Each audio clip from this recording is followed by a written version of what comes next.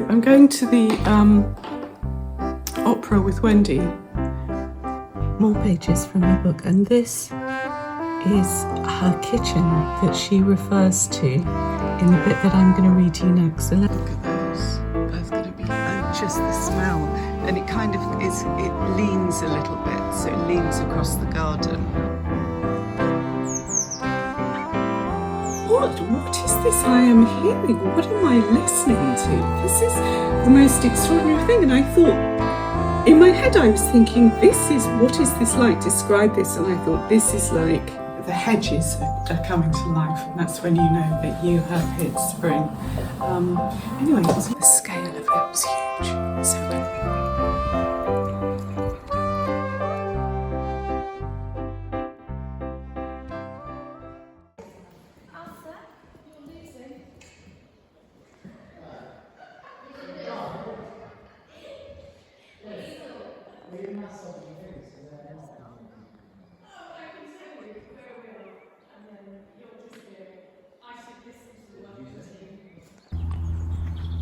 So just here is some lovely deer. Look.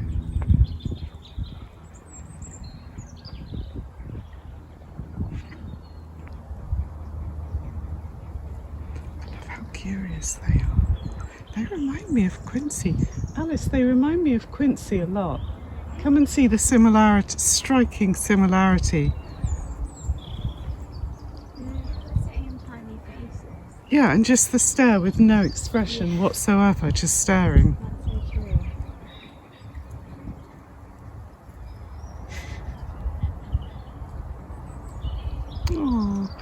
Oh, look, there's the stag. I can't get any closer.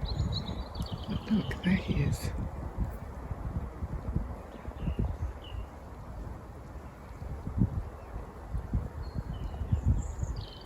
I like the one with the little mane, kind of closest to us. Oh, yes. Yeah. Yeah, that's a little freaky one, isn't it? Yeah. Oh.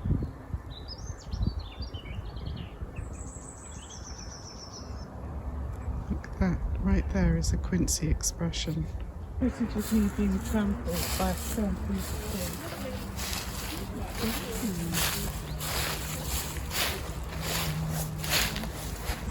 gorgeous. They're after you. Where's the stag gone? He was down. He's probably around here behind us. Oh.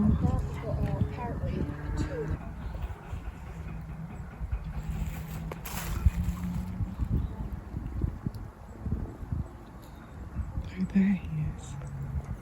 There he is. Oh, gorgeous. I love their ears as well. I've never really, they have floof They're soft. on their ears, really soft. Just looking at stuff. Just looking, if I can, just to salvage this Mother's Day ever, that would be really nice. Do you like an Easter egg? Yeah, actually they're in the sun, that's not good, is it? Blonde chocolate and cinder toffee, whatever that means. Yummy. Blonde chocolate. Yummy. What's the wine over? Is that wine over there made of fruit? And what's that? Let's go see.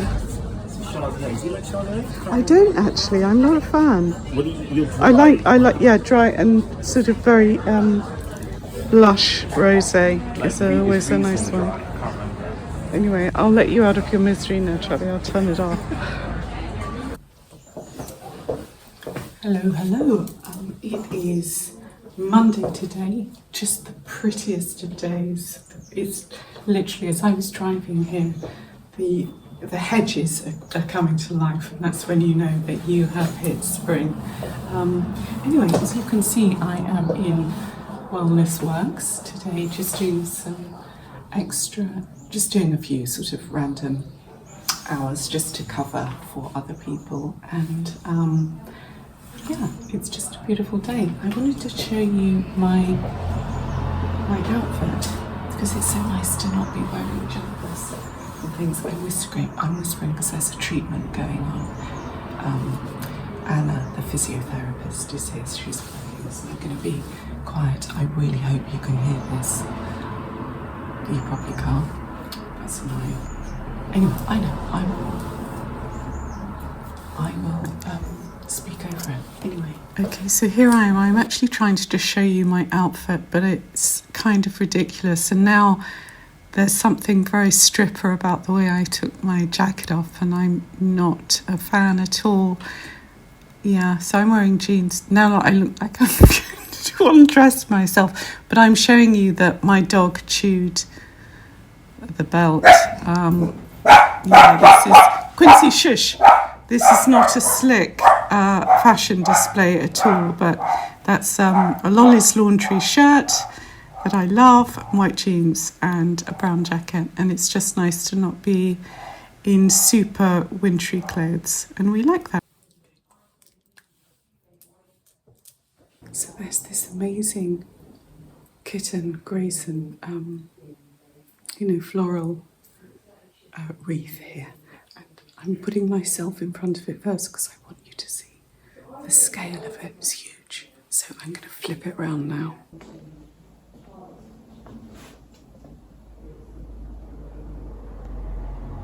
Look at that. It's kind of like a gigantic nest. These lovely little dried flowers. Oops. But it's like the most pretty little nest, isn't it? It's like a little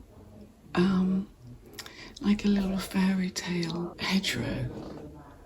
I just think it's lovely. I like the madness as it sort of spirals out. Look, the size of it's huge.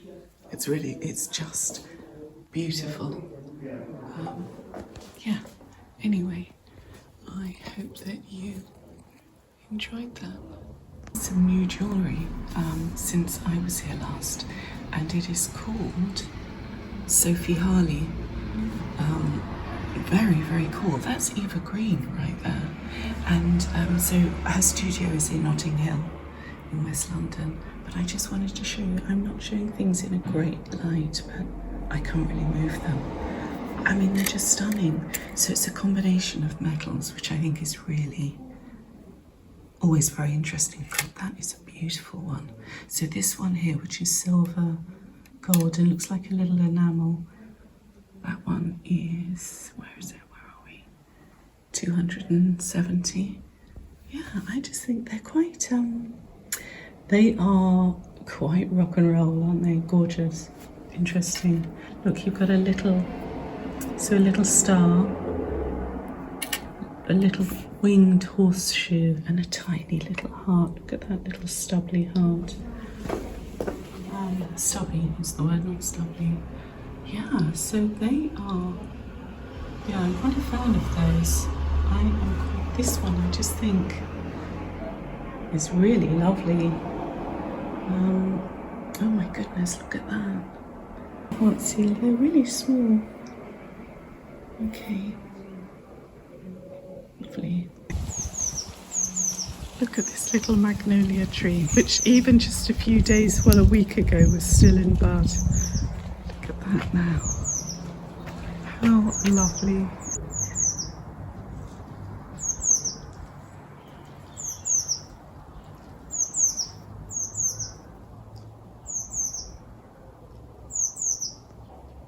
And this is a tetrapanax. The leaves get enormous. Like, this is a teeny baby leaf. They get huge. It's just fabulous. And just alongside euphorbia. Yeah, these colours, look at that vividness of it. We love it all. I'm wildly excited about this rhubarb situation. It's just a little corner of the garden here. But even more excited by this little lilac tree.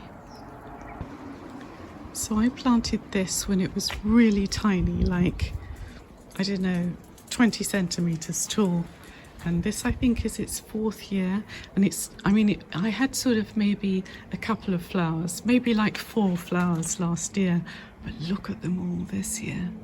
So this is a lilac tree. I'm truly, oh my God, I'm just so excited. Look at those. That's going to be, and just the smell. And it kind of is, it leans a little bit, so it leans across the garden. Actually, sorry to go on, but this is even better than I hoped. There's lots. Also, I can cut them and take them into the house.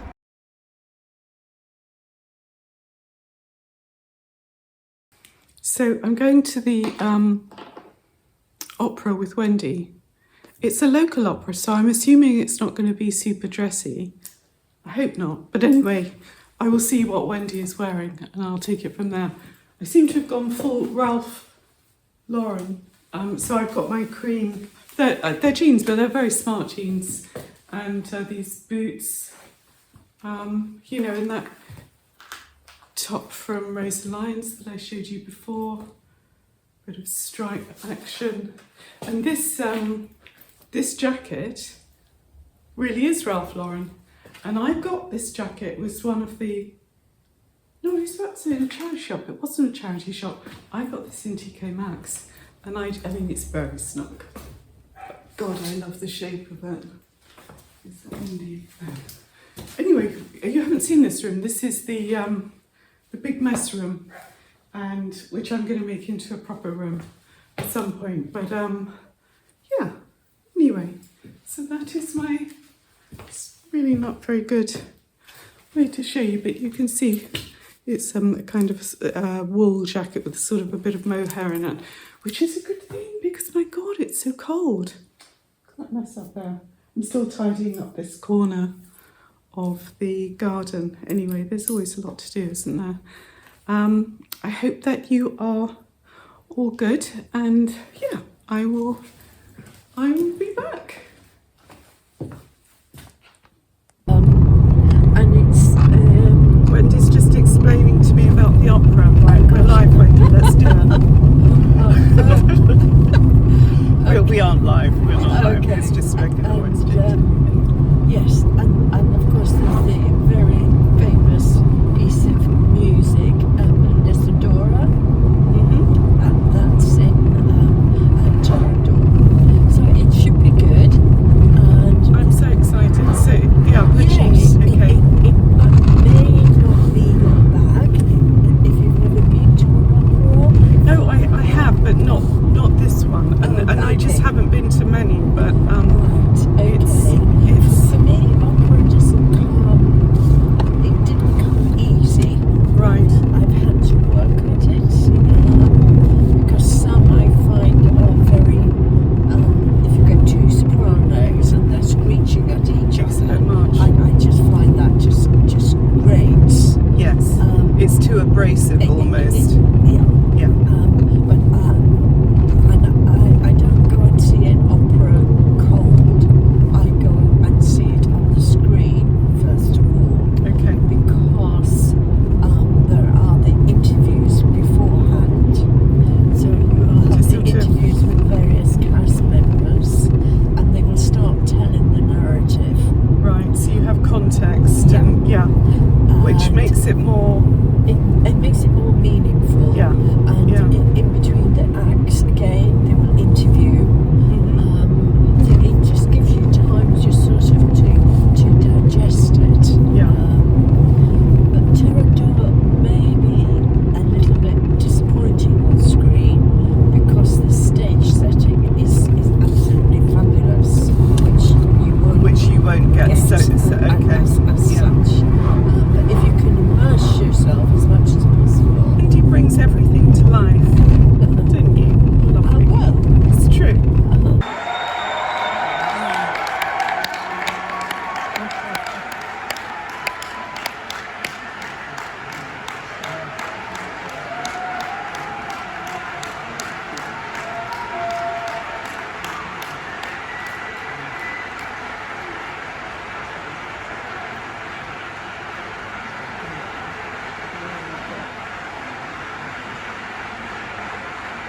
Opera last night, and I just wanted to say something about it because I think I've completely not missed the boat, but I've been missing the boat for a very, very long time with opera because so I just basically jumped in my car with Wendy. Well, Wendy told me that she'd invited me to the opera, and it was this, it was Turandot or Turandot, however it is to be pronounced. And so I didn't really have any expectations. I've been really busy in the sort of run up to it, and so it was almost like throw on some clothes, jump in the car, let's go. So anyway, so basically what it was it was a screening of a live performance at the Royal Opera House of this opera, and I didn't really have any expectations. So we were sitting, because it was actually screened in what is a funk. So Quincy's just here, you good baby. It was screened in a local theatre. Yeah, so sorry, I just had to adjust her. So it was screened in a local theatre. So we were seated on what would have been the dress circle, I guess. So it's quite, and we were right at the front, so you have that sort of, little half wall in front of you. So it was all quite lovely. Got a glass of wine beforehand. And so in the first act, I wasn't particularly gripped. I was, just observing it, and then it stopped for the interval, first interval, and I stayed put because I had, my drink and everything. And the nice thing about seeing a screening of the opera rather than a live performance, an actual live, is that during the interval there are interviews. Now all of this is, and I'm fully aware that I might be telling you this and you're saying, well, yes, we know. I didn't know that any of this was a thing. I had no experience. And the great thing about the interviews, so the interviews, for example, would be were with the director, conductor, the leading singer, the leading lady, is that the right leading lady? And it completely brought it to life for me, because so for example, they were talking about the structure of the opera. Obviously, very, nobody goes to see an opera for the plot, which is paper thin. However, they were talking about how Puccini had taken a big chance. So this was the last opera that he wrote, and he took a big chance because the leading lady does not even open her mouth until the second act, and she's quite a presence. She's the ice princess with this murderous tendencies, or sort of executionary tendencies, and so there is she has a real presence. So that sort of piqued my interest a little bit, just that Puccini had taken this risk, and so I was interested by that. So anyway, so the interviews finish and then the opera resumes, and the first scene of the second act, Turandot, who is the leading lady, she enters the stage silently. So, and she was wearing this incredible red and black gown, and her hands are like this and her head is down. She has this amazing long black hair, and she's wearing like a mask, just around, sort of like a Phantom of the Opera type mask. I don't know what they're called. So she's expressionist and her head is down, and then I've got goosebumps even literally look at the hairs on my arms. Then she starts to sing, but she doesn't start to sing in a very subtle way. It is straight out of there, and I've never heard anything like it in my life. Her name is Sondra Radvanovsky, and she sounds like she's American or Canadian, I don't know. And as I was sitting there, I was thinking, what is this? What is this like? What am I listening to? And I thought, this, and it made me, there's been a lot of stuff going on behind the scenes, with family stuff. And so I was in quite an emotional state anyway. And I started crying because I thought, what is this I am hearing? What am I listening to? This is the most extraordinary thing. And I thought, in my head, I was thinking, what is this like? Describe this. And I thought, this is like, and I was going to say the voice of an angel. And I thought, no, this is like the voice of God. And this is like infinity. It just blew me away. It absolutely blew me away. And I just wanted to share that because, opera is something that often is very peripheral. You're sort of aware of it happening, and maybe it's okay. It's good to come to it again, like have another look in later life if it hasn't really hit you before. And doing this thing because I looked it up, they even do it at local cinemas. I think if you can go to somewhere where you are sitting in a sort of the structure of a theatre, it makes it feel even more real. But the sound quality is incredible. I mean, and then unfortunately, once I'd started crying, I was really struggling to keep a grip. It was, fortunately, I had my bag I'll show you the bag I had.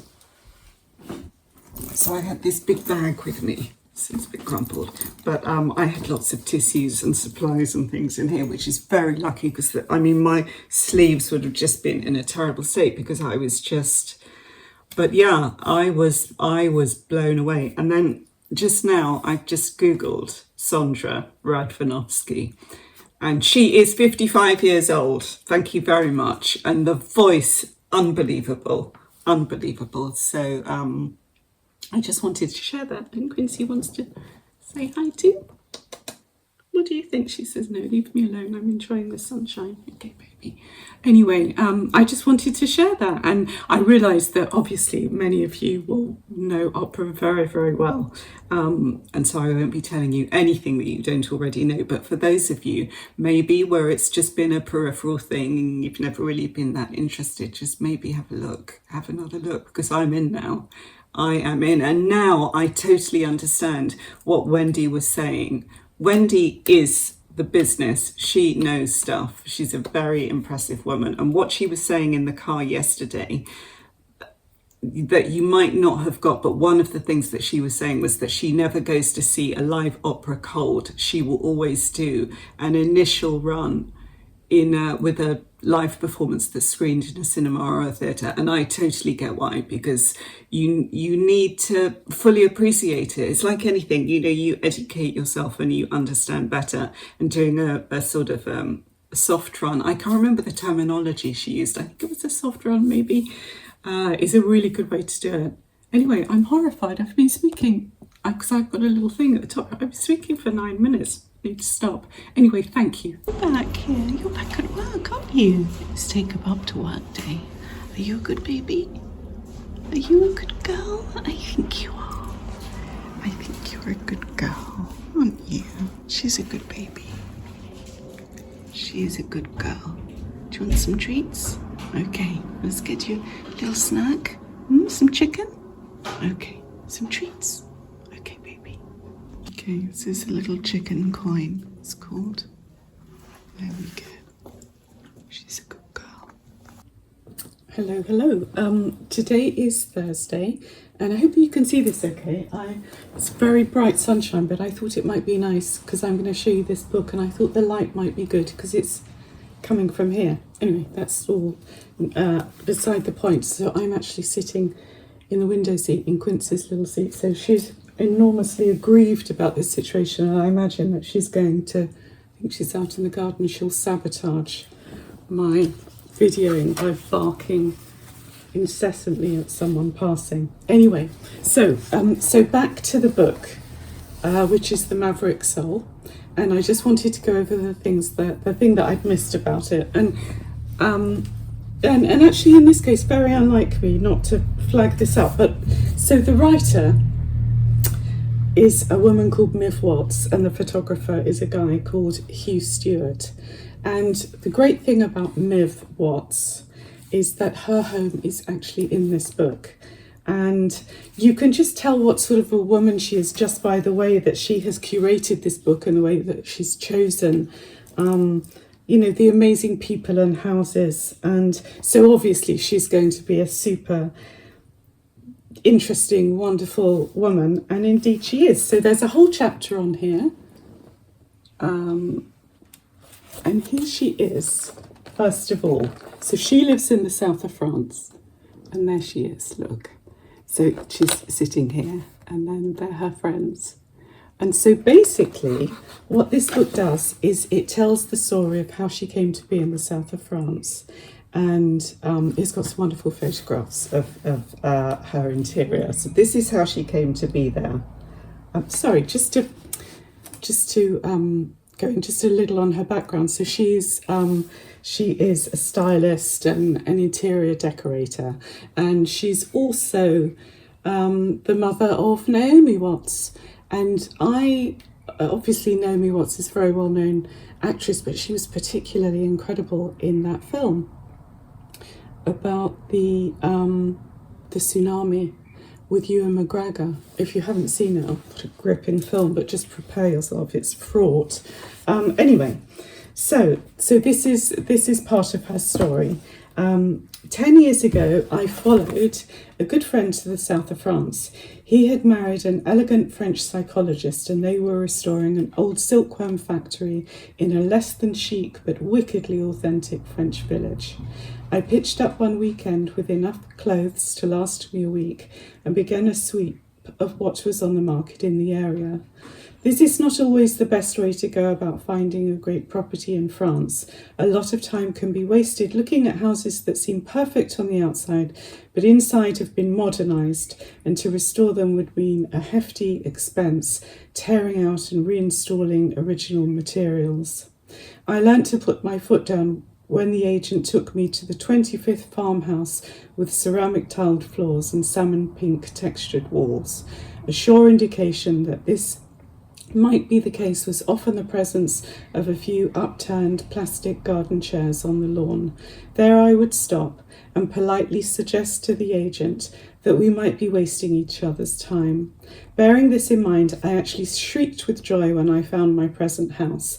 The bulk of the work had been undertaken by its owner, an irascible Englishwoman with an obsessive need for light. Okay, so that's just the sort of the little background. So this is her living room. Can you see that? I wish I could see it.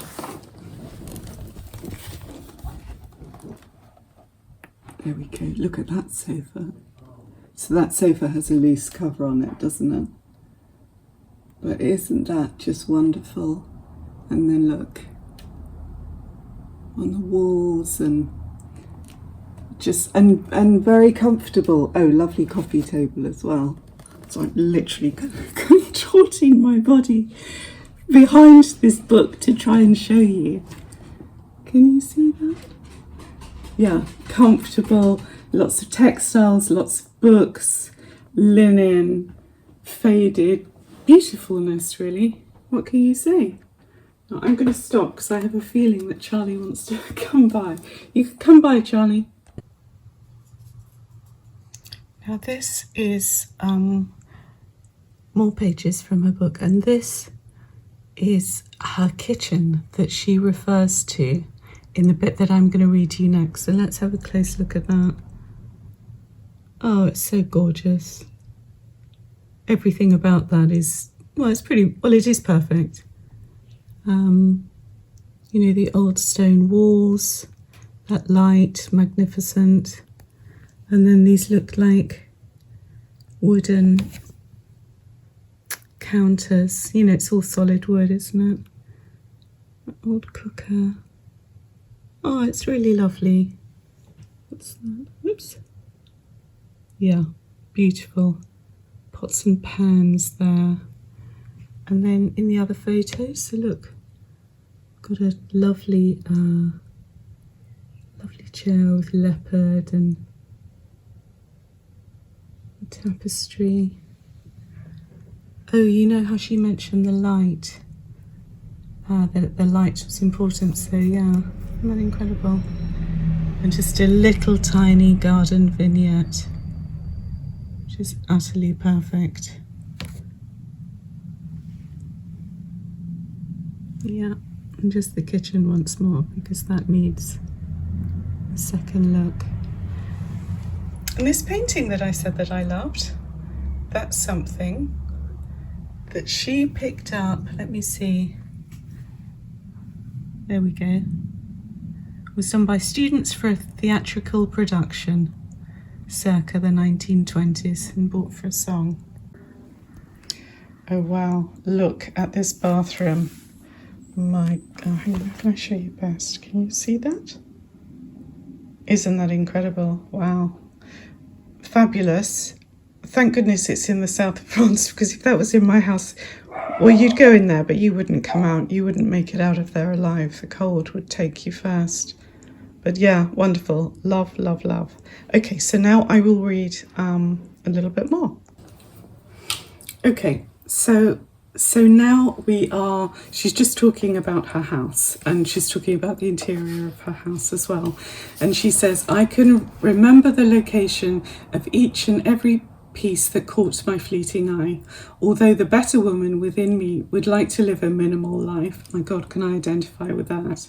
The one I am stuck with in reality gets so excited by shape, history, texture and pattern of things that within a month any vacant space would be filled with an old commode or linen box, and then that raises the question of what to display on top of it. Of course, I have been a set dresser in my day, and I now enjoy providing comfortable homes for my clients. However, a project can become tiresome, as in the case of the client who would not attend meetings while his wife spent a third of the entire budget on a robotic kitchen that stopped short of doing the school run by a millimetre.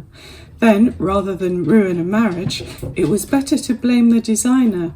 God, not even reading between the lines, that sounds like a horrific experience. Anyway, this is the moment I retreat over the mountains and back to my cave like a moray eel. There comes a time in one's life when one has to put a cap on indulgence. I have reached that time. Added to this, I am of the belief that one does not need technology to produce a good meal. My kitchen is smallish but beautiful. I enjoy using my French coffee percolator. Me too. I like packing in the grinds and flattening them down with the back of a spoon. I like hearing it bubble, and I enjoy slowly heating the milk in a saucepan. These are my morning rituals. I can open the door to my terrace and begin the day having a meaningful conversation with the orange trees, while the scent of the blossom suffuses with the coffee smells. Isn't that good? Doesn't that sound beautiful? From here I can happily plan my moves. The day I succumb to my home being controlled by an iPhone will be the day I choose to install the crematorium app and spontaneously combust. I am not a painter, though I like to dabble and absolutely love the smell of turpentine. I think curating and arranging is similar to painting. I enjoy the consideration in grouping of things together, creating families, I guess. Some people come to my house and marvel at its contents. They compare it to a museum, and then I begin to wonder if it might be stuffy or bordering on senility. Does it smell of whippets? Or does it smell of tea and biscuits? Not that I overindulge in the latter, but I am very partial to a whippet or two, and they are apt to be draped where they please, from sofa to bed, in the most ludicrously discombobulated positions. The bed, which I'm going to show you next, there's a picture of it, the big 4-poster, I designed and had made in India. The fishmonger, that's her long-term boyfriend, reminded by our time on the Vaporettos in Venice, breaks into song every morning he wakes up in it. The fishmonger and I have been together in a haphazard, on-again, off-again manner for over 23 years. I tried to live with him in Norfolk, but, well, it was Norfolk and he is a fishmonger. I do need a house to wrap itself around me like a comforter. The house has its origins in the 14th century with latter 18th century additions. I am a custodian of it, that is all. it will be here long after I have left the planet. And then I'll just read you one more little bit. So nearly all the homeowners in this village once were silkworm breeders. The terracotta tiled floor speaks to the walls like an old familiar friend. The giant wooden beam in the salon tells of a time when bales of silk were lowered onto carts and carried off to the river for washing. Little alcoves dotted here and there had tiny chimneys to keep the chrysalides warm. I place old Indian gods and Buddhas in them now. They are not obvious, but I think they quietly protect me. There are many corners in this house for the eye to find pleasure. Pleasure is always in the detail for me, and I enjoy the integrity in well-made pieces.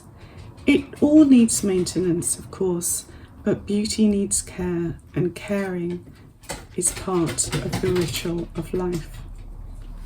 Well, that kind of gave me a little bit of goosebumps. I think it's absolutely beautiful. Yeah, just very moving. Anyway, look, here's the bed, which is pretty wonderful. Can you see that okay? Yeah, so look, a lovely chest of drawers, lovely rugs, beautiful colour here, and beautiful effect as well. Lovely paintings. Look at the cushions on the bed. Aren't they wonderful? So what else have we got here? Go to this page. I hope you can see that okay. Yeah, really very, very beautiful. I'm actually going to stop and I will show you this properly. Okay, here's the bed. Look at that. Oh, that wonderful headboard there, the carvings on it. That's gorgeous. Fantastic blue on those walls as well. What else? Beautiful mirror. Lovely little lamp. Lovely little collection of things. Next to her bed. Little table with books. Lovely linens, beautiful textiles. Yeah. Gorgeous, gorgeous, gorgeous. Very restful. Such a restful room. I love that. Okay, I'm back again now. I just had to do some things. Literally an hour has gone by, but I want to finish what I was going to say about Myth. So, just what an amazing book this is. Isn't she fabulous? And she's on Instagram. That was my point. So I'm going to link her. I can't remember off the top of my head what the name of her Instagram channel is, Instagram account is, but she's there. So I will link it in the description.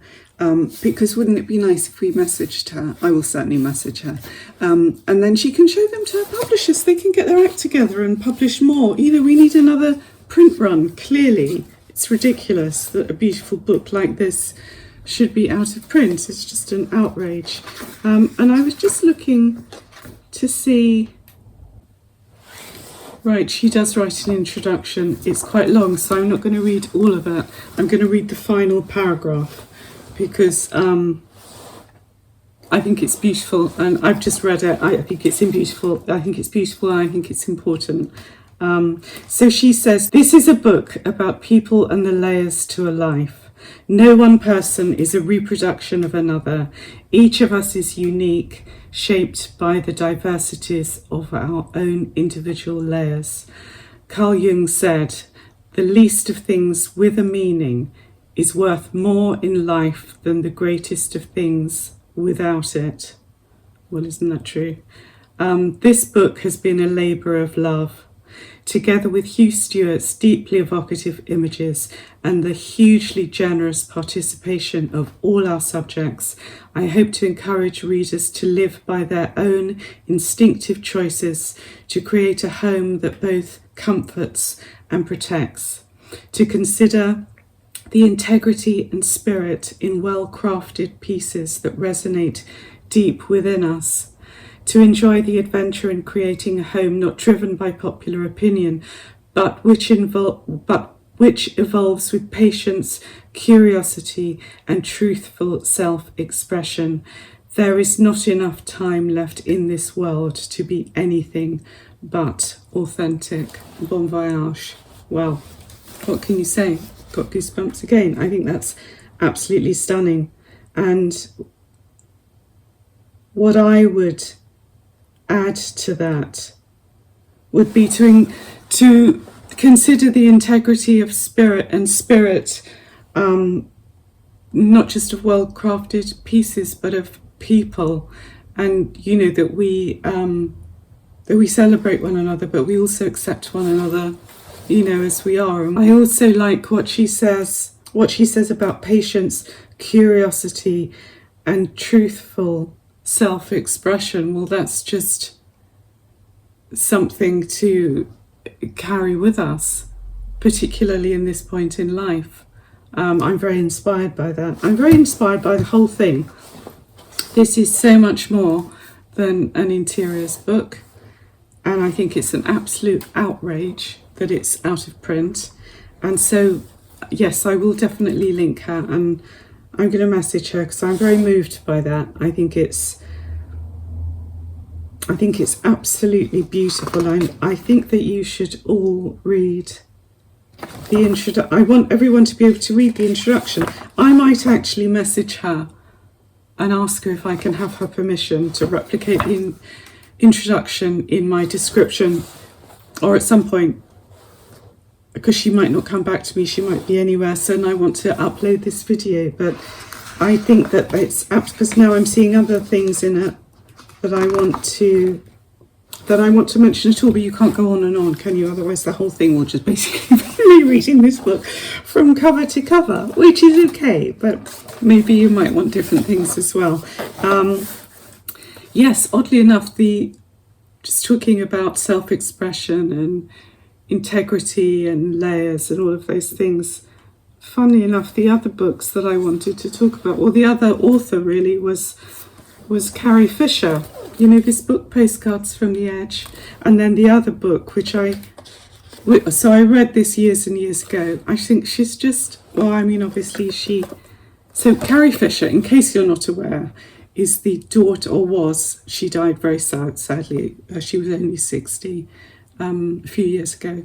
She was the daughter of Debbie Reynolds and Eddie Fisher, and very, very Hollywood upbringing. It took many years for anyone to realise, or for her to get a correct diagnosis, that she was bipolar. So she had huge struggles throughout her life, enormous struggles.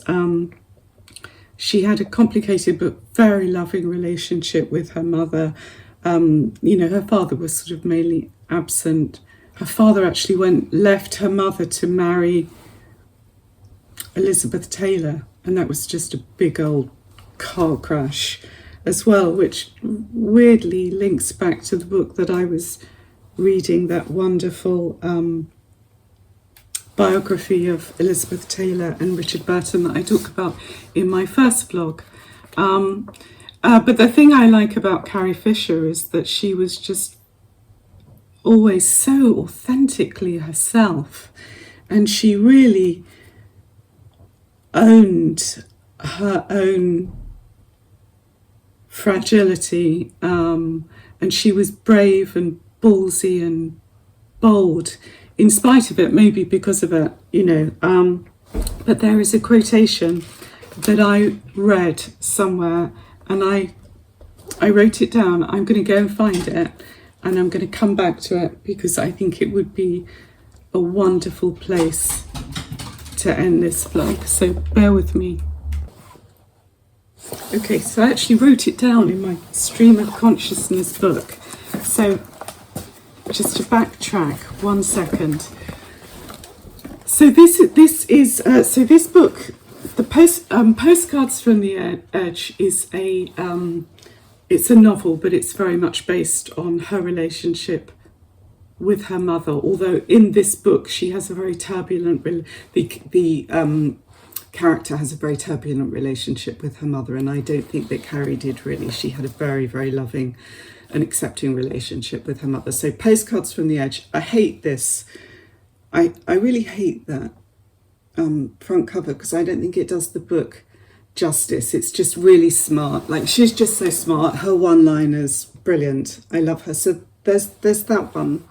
But this one is actually her writing about her life. So this is fact.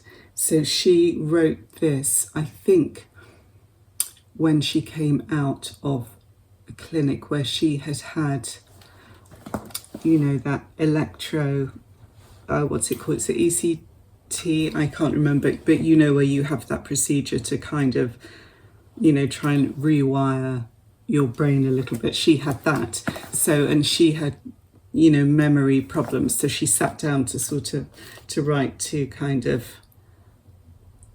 put together all the pieces, as it were. Anyway, but it's just wonderful. She's very, the other thing I like about her is that she was so brave and so smart, but she was really self-deprecating. She was just an all-round good egg. It's absolutely tragic when she died. I think that she was actually on an aeroplane, and she just had, I think it was, you know, I think that she had overdosed, basically. I think she had a heart attack. I can't honestly remember. All I know is that she had just, you know, a cocktail of drugs in her bloodstream, and, you know, they wouldn't have been taken for fun. You know, she was a real addict, and she, you know, so it's just a tragedy.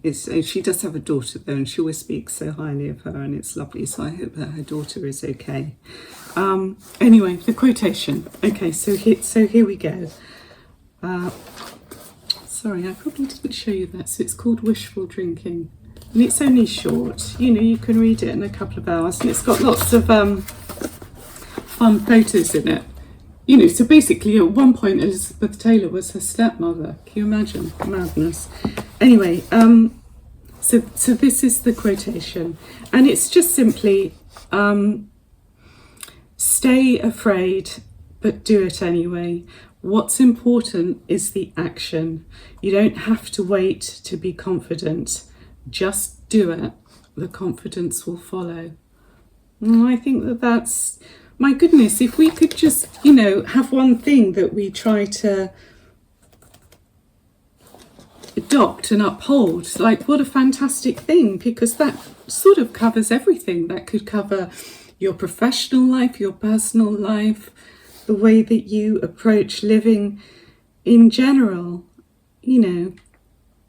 And also the stay afraid but do it anyway, you know, an acceptance that fear is a part of life, and of course it is. You know, being really honest with you, every time I upload a video, I think, well, that was really fun while it lasted, and like, it's not going to be, you know, so we're all, you know, we all experience different levels of, you know, anxiety and fear and apprehension, but a really nice thing to leave you with. And I think that Carrie Fisher was an incredibly funny, smart and brave woman, and, you know, bless her. But, you know, she lived a really big life, and there's a lot to be said for that. So anyway, I now have to go, but just thank you so much.